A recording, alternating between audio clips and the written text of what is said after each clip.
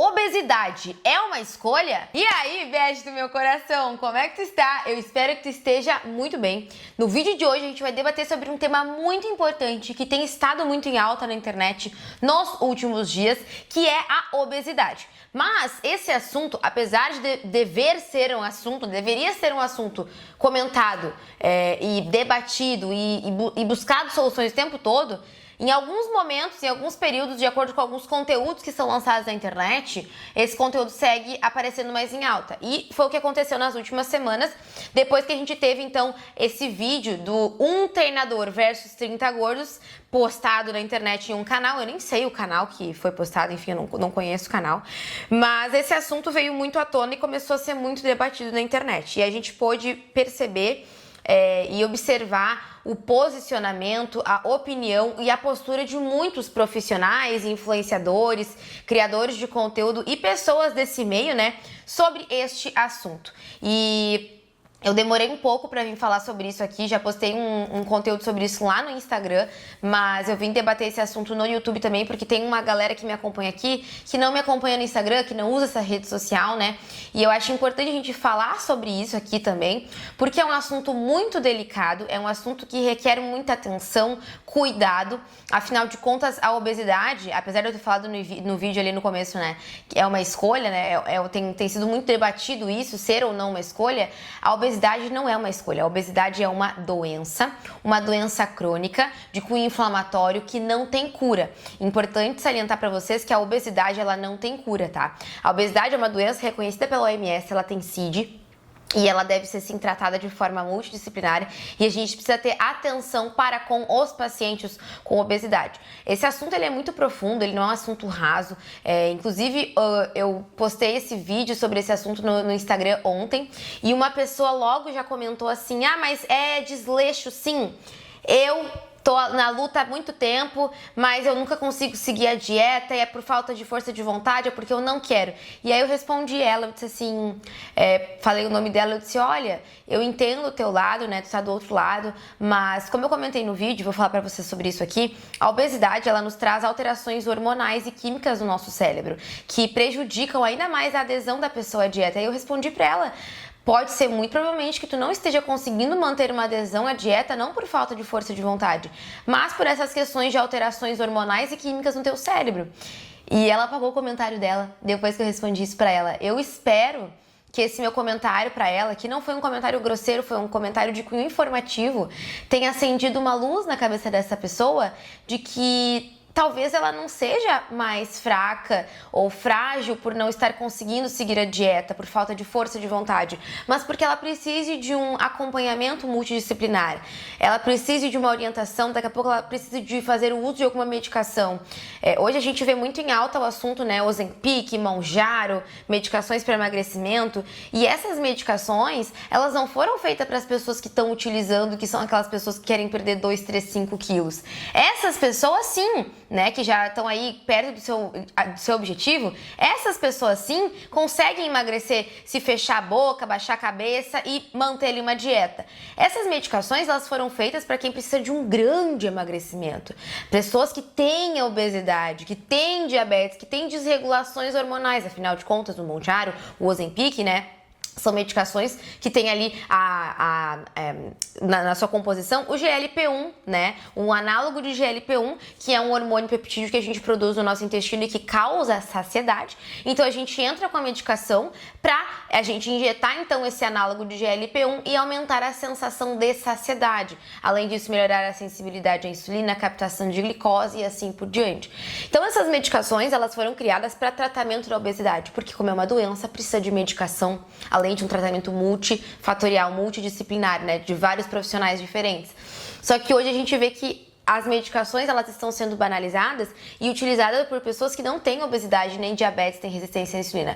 Eu condeno quem faz o uso? Não, né? Tem muitas pessoas que se beneficiam do uso, mesmo não precisando dele, né?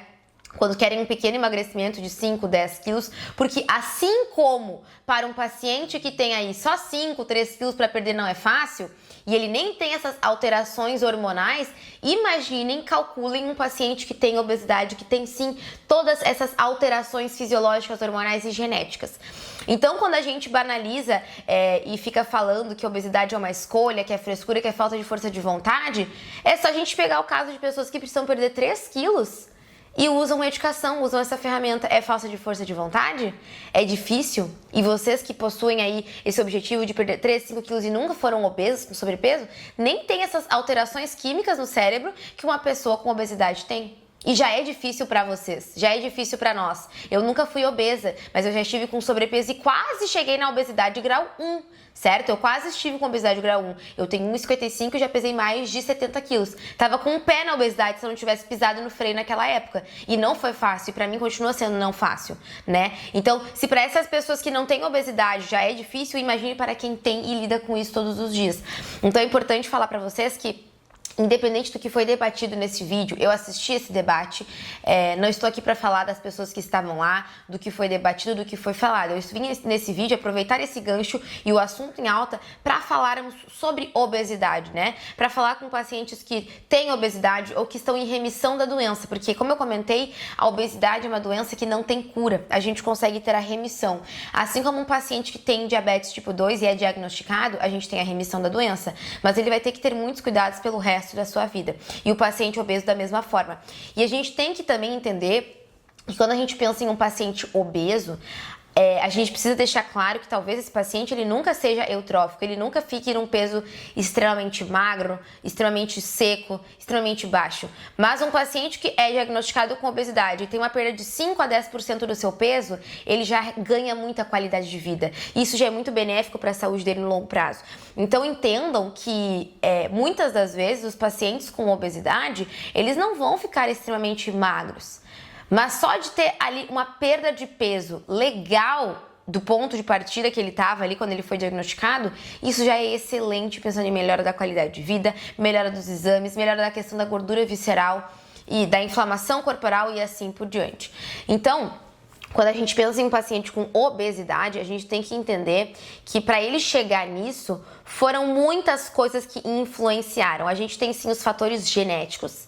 Os fatores genéticos, eles são como o gatilho de uma arma esperando para ser ativado. E quando a gente tem o fator genético e um ambiente favorável, é como se o ambiente favorável fosse a pessoa que aperta o gatilho. E isso é o início de um passo para a pessoa ter obesidade, certo? Quando a gente pensa em uma pessoa que está aí em um perfil econômico desfavorável, uma pessoa que não tem acessibilidade à informação, acessibilidade a alimentos saudáveis, acessibilidade a um acompanhamento, isso vai favorecer ainda mais o ganho de peso.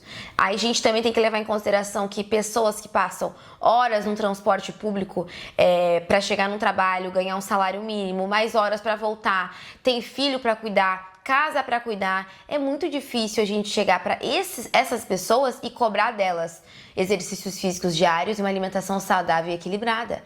Sim, existe a possibilidade de a gente buscar alimentos de valores mais em conta, mais baratos na feira, alimentos na promoção, sim, mas a gente tem que entender que não é tão fácil assim.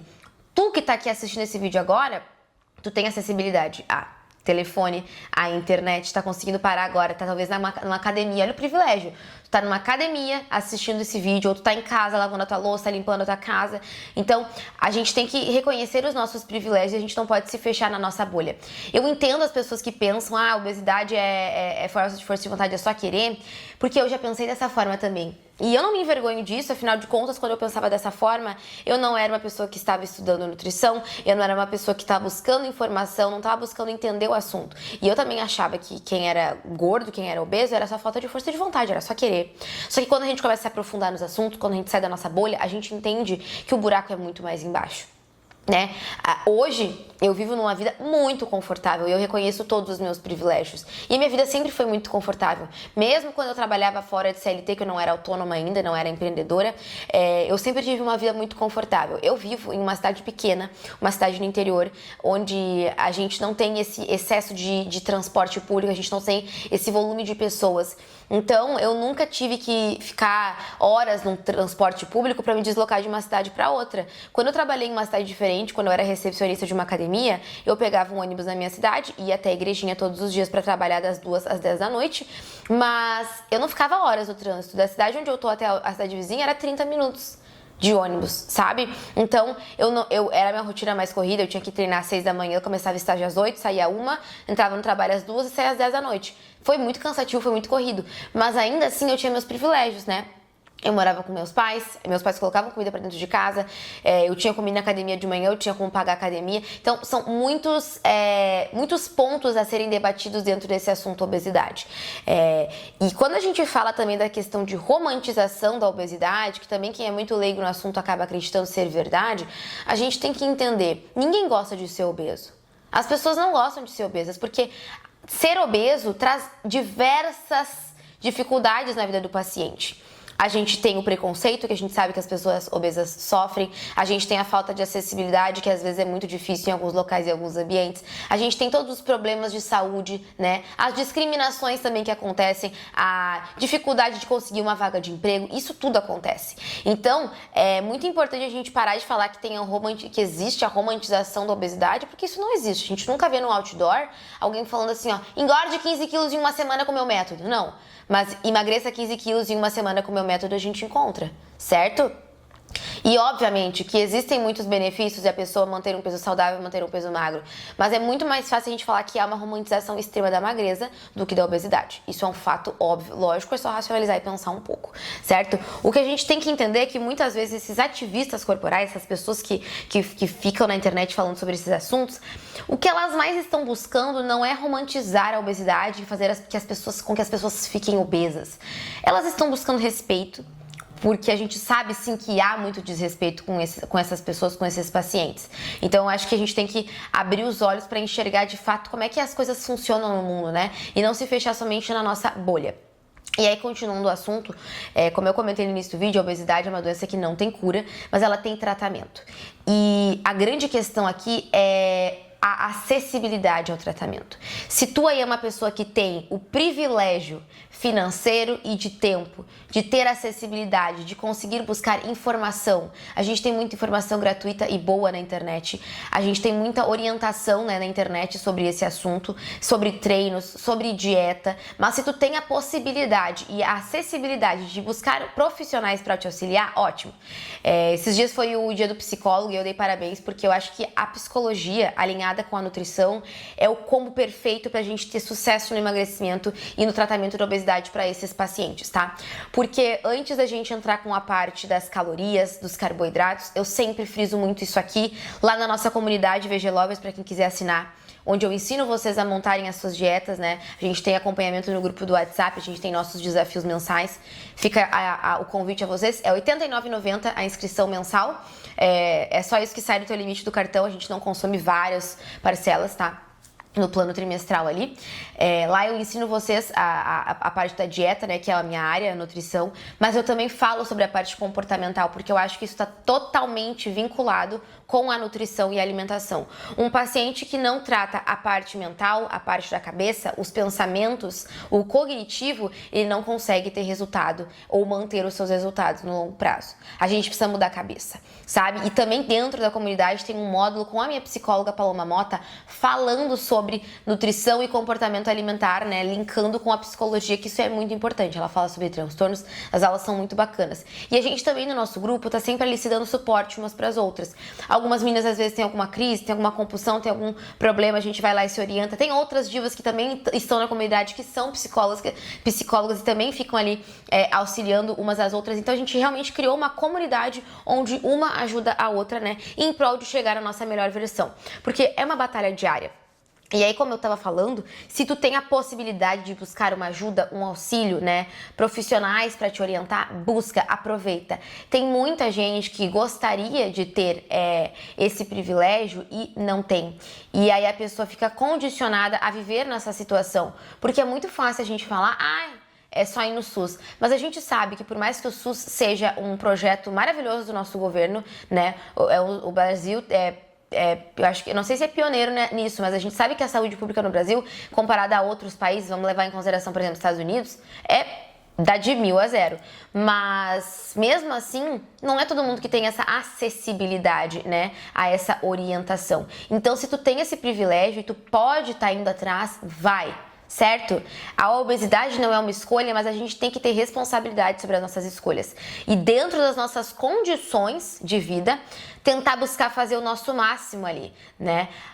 E como eu comentei, às vezes a gente não vai conseguir chegar no peso da Gisele Bündchen, por exemplo. Mas a gente conseguindo perder uma boa quantidade, uma boa porcentagem do nosso peso, já é mais que suficiente pra gente ter uma melhora na nossa qualidade de vida.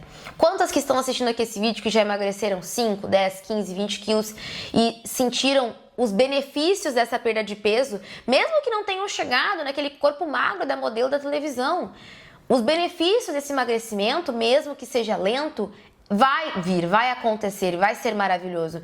Então é importante também a gente levar em consideração de colocar os pés no chão pra gente não se comparar com os outros e agradecer pelos nossos privilégios e ir atrás deles, né? Se informar, estudar, fazer boas escolhas e acompanhar profissionais na internet que estão dispostos a ajudar, a orientar. Isso é extremamente importante quando a gente pensa em um tratamento. E aí, continuando sobre essa questão, a gente tem que entender que assim como existem pessoas que têm acessibilidade financeira e de conhecimento e de orientação, a gente tem muitas pessoas no Brasil que não têm esse tempo e não têm essa acessibilidade. E às vezes, além da falta de conhecimento, há uma falta de orientação, né? Nesse sentido de que a pessoa pode ir atrás de uma ajuda, mesmo que seja através do SUS, né, através da saúde pública. Então o buraco ele é muito mais embaixo. E para finalizar também essa questão, além de toda essa parte de fatores socioculturais, econômicos, ambientais, a gente tem a questão dos fatores genéticos e hormonais. Quando a gente pensa em um paciente que ali chegou na obesidade, grau 1, grau 2, grau 3, a sensação de fome e saciedade desse paciente é totalmente alterada. Quando a gente pensa em um paciente com excesso de tecido adiposo, gordura, a gente tem que entender que dentro do tecido adiposo a gente tem uma produção de um hormônio chamado leptina, que é um hormônio que nos causa saciedade. Ótimo, né? Pensa comigo, quanto mais gordura, mais saciado o corpo fica. Essa seria a lógica, porque quer dizer que a nossa reserva de energia está aumentando. Então a gente não precisa comer, porque a gente está muito bem preenchido ali na nossa reserva de energia. Então o corpo produz leptina para sinalizar ao cérebro que estamos cheios de energia e não precisamos colocar alimento para dentro. Só que quando a gente pensa em um corpo com obesidade, a gente tem a questão da inflamação crônica de baixo grau. Tem um vídeo aqui no canal bem legal onde eu explico sobre a inflamação, tá? E eu falo que quem tá inflamado não emagrece. Assistam lá. Quando a gente pensa em um corpo inflamado, é um corpo que tá com tanta gordura que as células elas estão se apertando e se comprimindo uma a outra. E isso faz com que a gente não consiga mais passar oxigênio por entre as células e a gente sofra um processo de hipóxia, que é a falta de oxigênio. E aí as células morrem, os macrófagos do sistema imune vêm ali nessas células e começam a produzir citocinas inflamatórias como uma ferramenta de proteção do nosso corpo. E aí a gente começa com a inflamação de baixo grau e crônica, de tempo, meses, anos. E aí quando a gente pensa em uma resistência à leptina, é por conta da inflamação. A leptina ela é liberada no tecido adiposo, mas ela não consegue agir no cérebro da forma correta. Então o sinal de saciedade não chega para o paciente obeso. Então esse paciente ele não vai ter ação da leptina no cérebro. Logo outros hormônios peptídeos que também a gente tem no nosso cérebro, né, que causam a sensação de saciedade não são liberados da maneira correta nestes pacientes. E tudo isso influencia para que o paciente continue tendo fome, apetite, certo? E isso faz com que a gente tenha maior liberação de grelina no intestino, né, que é o hormônio que causa mais fome, que sinaliza para o nosso corpo. Então, tudo isso é muito ligado à questão da fome e saciedade no paciente obeso que não percebe. E às vezes as pessoas ficam falando, mas a obesidade é frescura, é falta de vontade. Vamos pensar num paciente que tem depressão, certo? Quando a gente pensa em um paciente com depressão, a gente sabe que há alterações químicas e hormonais no cérebro que fazem esse paciente ter o diagnóstico de depressão. É questão hormonal, não é frescura, é hormonal. É a mesma coisa que pegar uma mulher que está passando pela menopausa. É frescura? A menopausa? Não, são alterações hormonais, certo? A gravidez, uma mulher que fica com os hormônios alterados, é frescura? Não, é hormonal. E na obesidade é a mesma coisa, a gente tem alterações nos hormônios sacetógenos, né? Então a gente tem que entender que o buraco ele é muito mais embaixo. E quando a gente pensa nisso, a gente tem que entender que o tratamento é muito multidisciplinar e é muito profundo. Por isso que eu oriento tanto as pessoas de buscarem informação nutricional Eu uso as minhas redes sociais e meu trabalho com isso, os meus cursos, né? A comunidade está ali para te ensinar sobre isso, mas eu também falo da importância do acompanhamento psicológico para quem tem algum transtorno, para quem observa que os seus comportamentos estão meio desalinhados do que seria o saudável, para auxiliar nisso e, se necessário, buscar a ajuda também de um médico endocrinologista, porque as medicações, elas estão aí para nos auxiliar. Sim, as medicações não são baratas, hoje em dia tá bem difícil de encontrar por conta desse hype, já que todo mundo quer ficar magro, magro, magro, e tem gente tomando sem a necessidade, e os pacientes que realmente precisam das medicações não estão encontrando ou não têm dinheiro para tal, né? Então é preciso muito urgente que a gente fale e debata mais sobre esse assunto, para que também o governo, né, crie políticas públicas de saúde para que a gente também consiga inserir isso no SUS, né? No Sistema Único de Saúde, porque as medicações hoje em dia, somente pessoas que têm muito dinheiro conseguem fazer o uso, né? E as pessoas com menores condições financeiras estão ficando para trás, estão ficando de escanteio. E a gente tem que entender que a obesidade é uma doença que precisa de tratamento multidisciplinar, a gente precisa levar informação desde as crianças na escola, mas a acessibilidade a tratamento e medicação pelo governo, né, é muito importante também. Então eu acho que esse vídeo serviu aqui um pouco de informação para todo mundo que viu esse assunto nos últimos dias. Eu não vim aqui pra falar mal de fulano de Beltrano, apesar de eu não gostar do Guto Galamba, sendo bem sincera, eu não suporto ele, eu tenho aversão ao conteúdo dele, eu acho ele muito agressivo, mas tem pessoas que gostam e gosto é gosto, tem gente que gosta do meu trabalho, tem gente que não gosta. Já recebi críticas também em relação à forma como eu brinco lá nos meus stories de manhã, falando assim, olha, de que a gente tem que se proibir. Vamos parar de se proibir, vamos se proibir, vamos parar de se permitir, olha o tamanho que tá. Eu falo isso nesse tom de brincadeira, muita gente ama, mas muita gente não gosta também, e tá tudo bem. A gente não vai agradar a todos, cada um tem as suas particularidades, mas uma coisa que a gente não pode levar em desconsideração é a parte científica da coisa. E sim, obesidade é uma doença e a gente precisa tratar dela e falar sobre ela e informar as pessoas sobre ela, certo? Eu espero muito que vocês tenham gostado desse debate. Deixem aí nos comentários o que vocês acharam dessa treta toda pra gente debater e conversar. Um beijo e até o próximo vídeo.